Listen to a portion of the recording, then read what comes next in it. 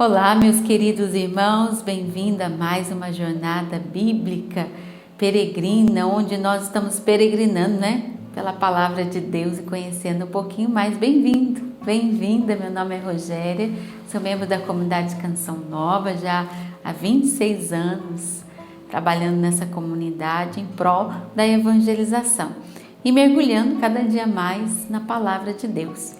Tive a oportunidade de, nesse ano, terminar meu curso de teologia e foi uma experiência muito bonita, no conhecimento das coisas da nossa doutrina, da palavra, daquilo que nós tentamos absorver e colocar em prática na nossa vida. E esse também é o nosso objetivo nessa jornada, que você, vamos dizer assim, tome um gosto, pela palavra de Deus. Já estamos no 24º dia dessa jornada, onde, se Deus quiser, já vai nascendo dentro do seu coração um gosto, uma vontade de se aprofundar na palavra de Deus. E hoje nós vamos meditar a carta de São Paulo aos Coríntios. Você vai gostar, com certeza.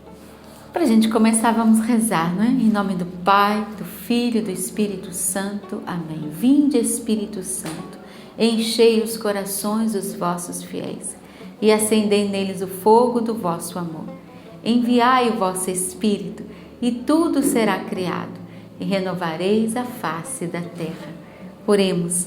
Ó Deus, que instruíste os corações dos vossos fiéis com a luz do Espírito Santo, fazei que apreciemos retamente todas as coisas, segundo o mesmo Espírito, e gozemos sempre da sua consolação, por Cristo Senhor nosso. Amém.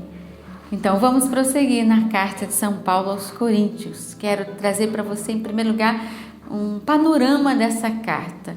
Vamos dizer assim, a situação daquela comunidade quando São Paulo escreve essa carta. Bem, a comunidade de Coríntios, para você ter uma ideia, era uma comunidade assim que estava passando por diversas confusões. Por quê? Porque ela é formada por pessoas, vamos dizer assim, de diferentes costumes.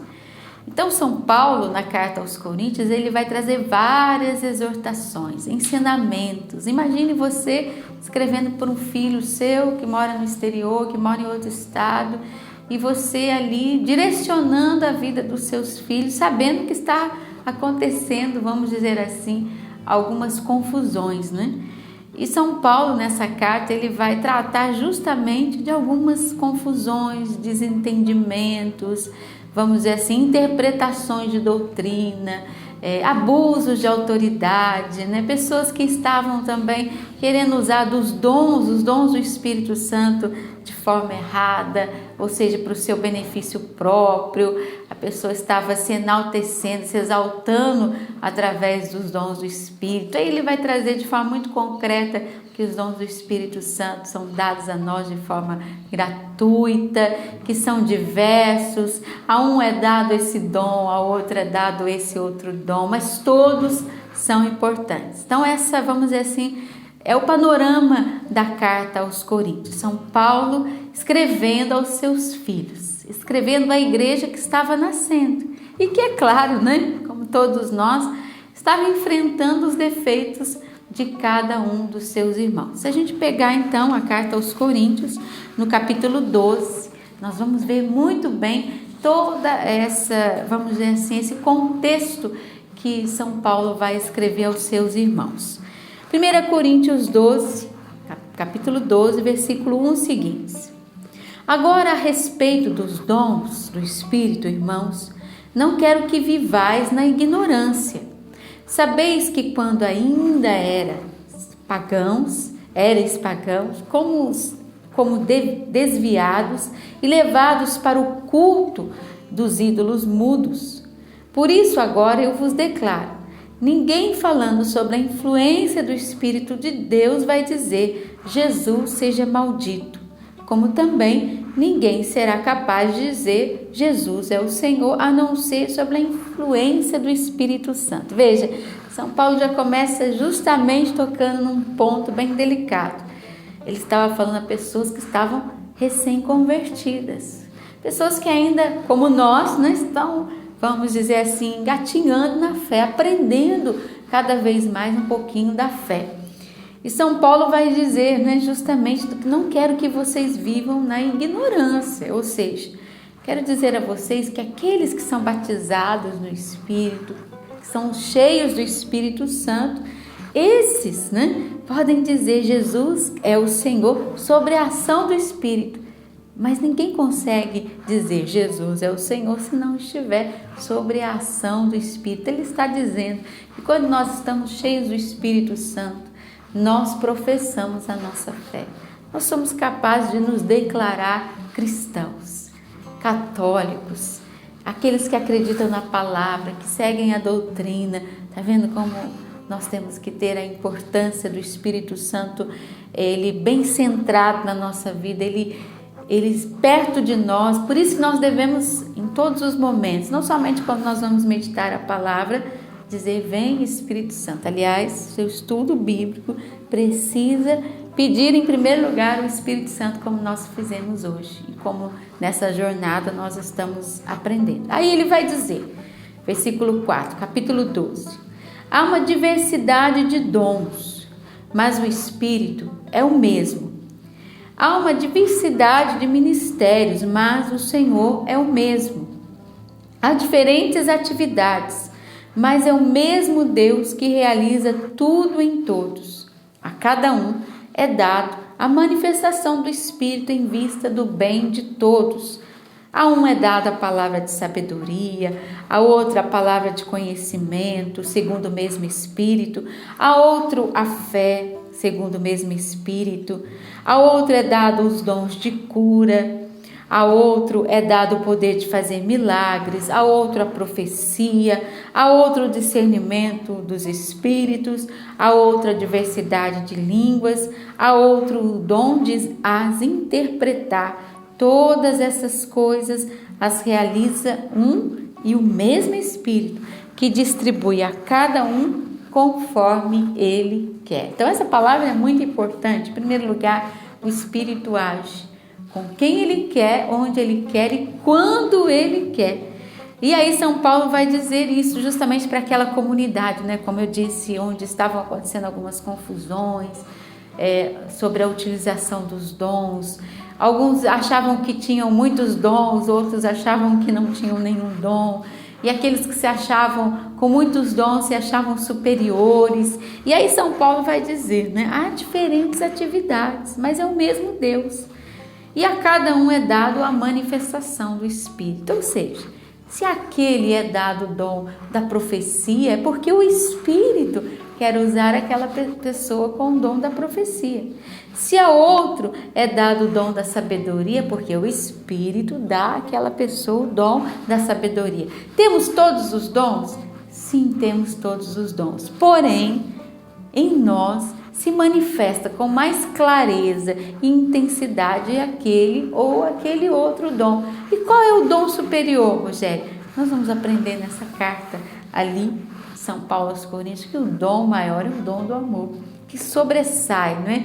Que vai acima de todos esses dons. Aliás, os dons que São Paulo cita aqui nessa carta, sabedoria, fé, profecia, cura, milagres, ele vai dizer assim que são os dons carismáticos. Aliás, a nossa igreja ela vai definir os dons carismáticos, os dons de santificação, os dons que vêm para nos santificar a nós próprios e os dons de edificação da Assembleia.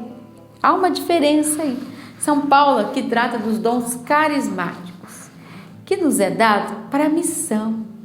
Por exemplo, o dom de cura. Eu recebo o dom de cura. Muitas vezes, né, nos momentos de oração, acampamentos, você vê a manifestação ali do dom de cura.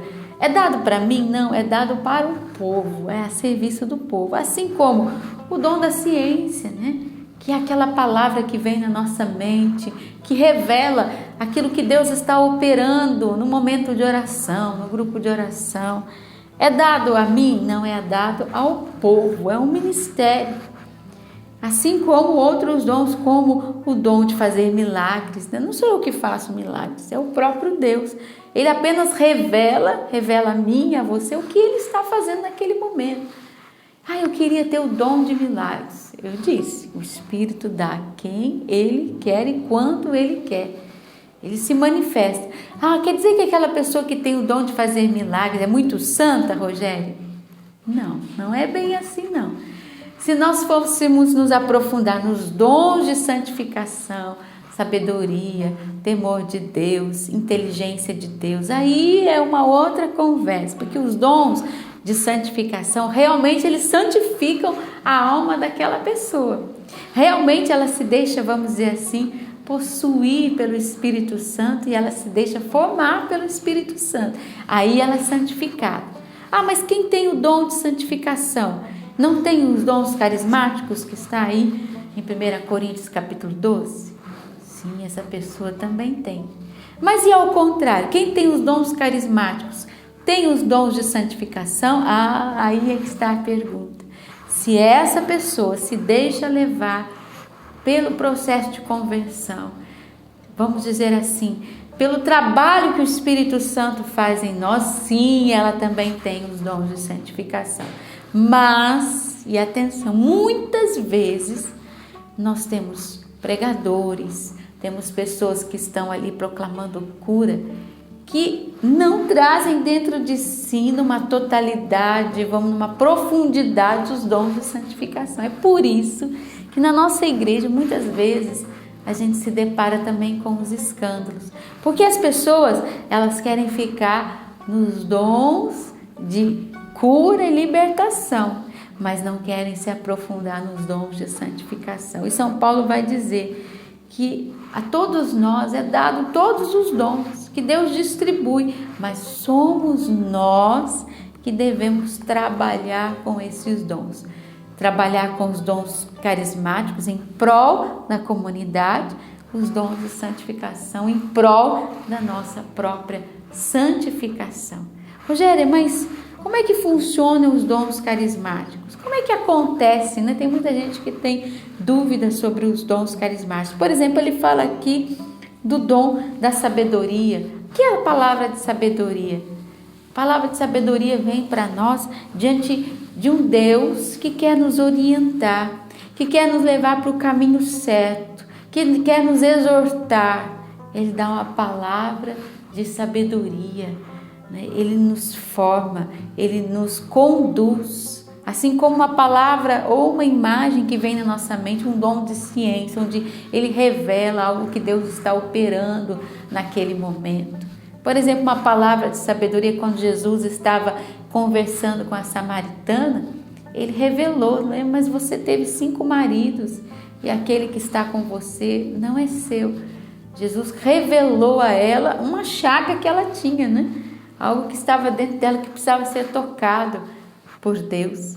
E aí isso acontece pelo discernimento do Espírito, que é outro dom. Ou seja, não é coisa da minha cabeça, não é coisa que vem, vamos dizer assim, do demônio, é coisa que vem de Deus. E aí por isso que serve o discernimento. Será que aquela palavra eu devo falar mesmo?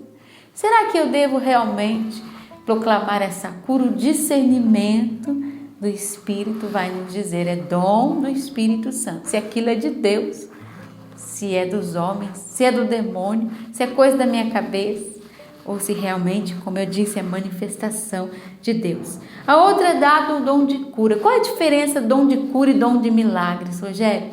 O dom de cura, por exemplo, eu estou aqui com uma enxaqueca e Deus vem e cura essa dor de cabeça na hora. Deus está curando. E de milagres? Olha, tem uma pessoa que está com um câncer, um tumor na cabeça e de repente esse tumor desaparece quando ela repete o exame dela de forma miraculosa, milagre, né? Não tem explicação. O médico vai dizer, não tem explicação como esse tumor saiu, existe essa diferença. E o dom da profecia? O dom da profecia é quando nós estamos numa assembleia e de repente Deus inspira uma palavra bíblica? Não, uma palavra que vem de Deus. Pode ser inspirada na palavra de Deus? Pode ser, mas não é um versículo bíblico, né? É uma palavra de exortação à comunidade, de orientação. A profecia traz isso e traz paz, Porque quando a profecia também vem da imaginação de alguém, ela não traz paz, não tem efeito nenhum. E quando vem do demônio? Também não traz paz de jeito nenhum. E aí São Paulo, vai nos trazendo todos os outros dons. E ele continua essa carta falando desse corpo que somos nós, esse corpo de Deus, que precisa viver na unidade. Porque lembra que, como eu disse no início, havia muitas coisinhas entre os irmãos naquela época, nessa comunidade. Aí São Paulo, primeiro ele vai explicar os dons e depois ele vai dizer assim, versículo 12. Como o corpo é um, embora tenha muitos membros, e como todos os membros do corpo, embora sejam muitos, formam um só corpo, assim também acontece com Cristo. De fato, todos nós, judeus, gregos, escravos, livres, fomos batizados num só Espírito e formamos um só corpo, e todos bebemos do mesmo Espírito. E aí, São Paulo vai, no restante desse tema, falar sobre esse corpo. Ele vai dizer se um membro do corpo sofre, todos os membros sofrem com ele. Se um membro é honrado, todos os membros são honrados junto com ele. No versículo 27 ele vai dizer: vós todos sois o corpo de Cristo e individualmente sois membros desse corpo. São Paulo vai dizer, embora nós tenhamos todos os dons, a um é dado a pregação, o outro é dado ao serviço da comunidade, todos somos membros dessa igreja. E igreja que é essa? Essa igreja que nasceu da nossa salvação na cruz de Cristo, e essa igreja batizada em Pentecostes. Você se lembra daquela passagem lá, vamos dizer assim, onde Pentecostes, eles começam a se entender, em Atos dos Apóstolos, nas diversas línguas diferentes. Por quê? Porque ali a igreja batizada no Espírito Santo, ela começava a se entender. Os irmãos começavam a se compreender, mesmo tendo, vamos dizer assim, origens diferentes.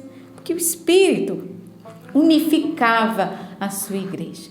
Em Pentecostes, nós, vamos dizer assim, fomos batizados como irmãos. Depois de Pentecostes, as pessoas começavam a se unir à comunidade que nascia, a comunidade católica, que nascia as primeiras igrejas e primeiras comunidades, e eles se tratavam como irmãos. Irmãos, vejam como se amam, lembra disso?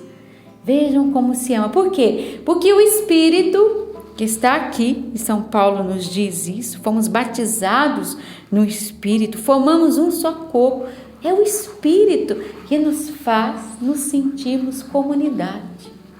É o Espírito, que nos une, que tira essas confusões que São Paulo vai trazer para nós, onde lá em Coríntios, as pessoas se achavam umas superiores a outras. Por isso que ele vai dizer assim, eu não sou a mão, portanto, eu não pertenço ao corpo. Ninguém pode dizer isso, ele vai dizer.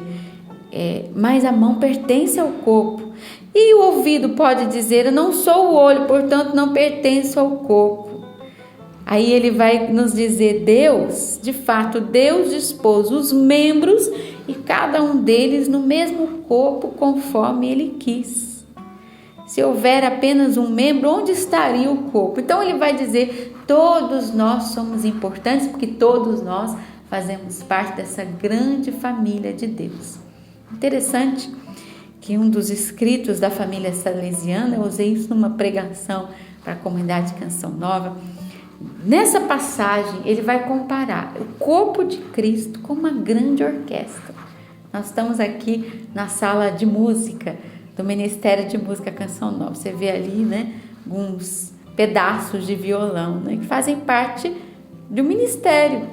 Mas se tivesse só o violão, o corpo não seria, vamos dizer assim, na sua totalidade dos dons e dos talentos que uma orquestra, por exemplo, tem. Se a gente vê uma orquestra, a gente vai ver vários instrumentos diferentes. Todos eles são importantes. Todos eles têm um som diferente. Todos eles, vamos dizer assim, leem uma partitura de forma diferente. Enquanto uma viola faz um dó, vamos dizer assim, um violino, ele está tocando numa outra harmonia, porém a mesma música, mas ele também está lá na mesma escala, ele não pode fugir da desafinação da grande orquestra. Então, se a gente pensar um pouquinho na orquestra, nós podemos comparar a nossa igreja, o corpo de Deus, com essa grande orquestra, onde todos os instrumentos são importantes, como as partes e os membros do nosso corpo, a mão, o pé, o ouvido, mas nós somos diferentes. E essa é a beleza da nossa igreja, né? Somos diferentes, temos talentos diferentes, atuamos, vamos dizer assim, em lugares diferentes das nossas comunidades. Aquele, por exemplo, que está na porta recebendo o povo de Deus para uma santa missa, ele não é menor do que o sacerdote que está celebrando, ou o ministro de música que está cantando, porque todos somos irmãos, precisamos uns dos outros. Ele vai dizer, o olho não pode dizer à mão, eu não preciso de você, não preciso de ti, e nem a cabeça dizer aos pés também, eu não preciso de você. Imagine, isso não existe, gente. Bem mais ainda, os membros do corpo que até parecem, né, mais fracos, que até a gente acha que são indispensáveis, não o são. Deus honrou da mesma forma. Tá vendo só como São Paulo tem uma pedagogia para falar com aquela comunidade, né, em que um se achava mais que o outro, em que, vamos dizer assim, existiam algumas confusões. Não sei se na sua comunidade acontece isso, é normal, né?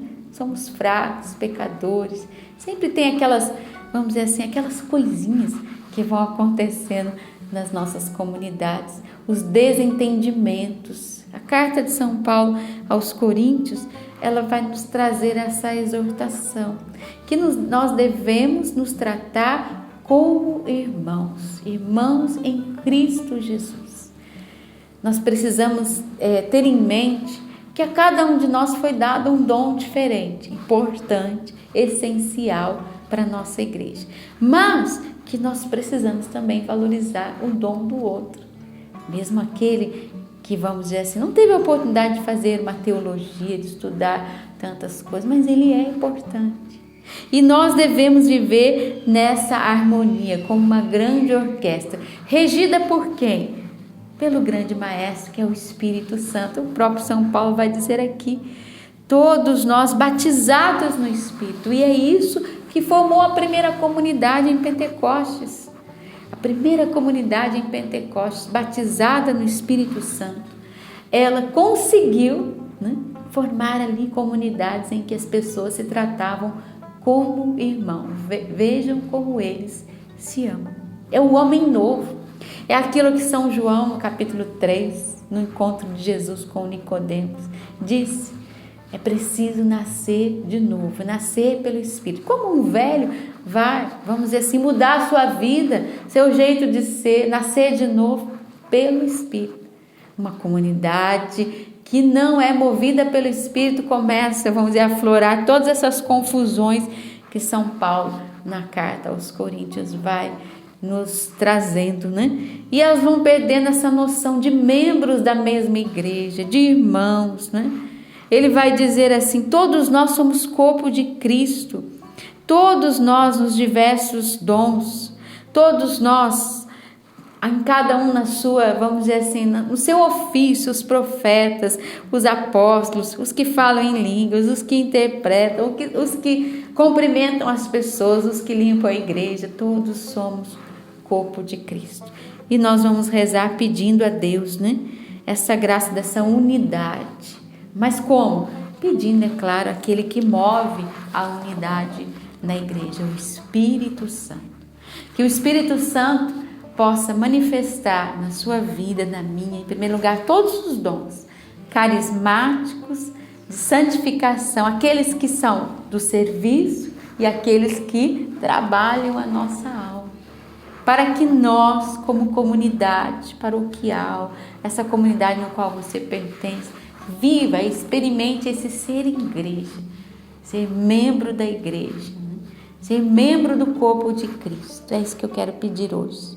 Vem, Espírito Santo de Deus, vem sobre nós, vem nos dando a graça de experimentar, de fazer brotar em nós todos os dons. Que aquele que não ore no Espírito, que aquele que gostaria, vamos dizer assim, de pregar a palavra de Deus com entusiasmo e ainda não experimentou, possa experimentar.